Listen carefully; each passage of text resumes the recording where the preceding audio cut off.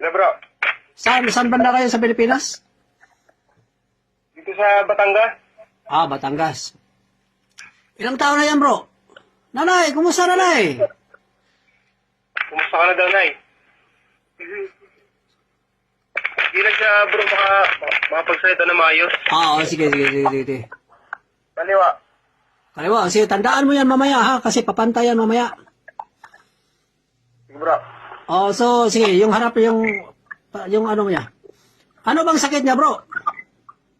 Nahihirapan siya pag, minsan ni tingal-lingal, pero wala naman siyang ginagawa. Hingal. Hmm. Pikit ka nanay ha. Sige, sa ngalan sa anak, sa Diyos, sa Santo, amin. Pikit eh, sige nanay, yung sa dibdib nanay. Sa dibdib na Ilang araw na yan nakaganyan, bro? Ilang araw na ito, Nay? Huwag didilat ha, huwag didilat.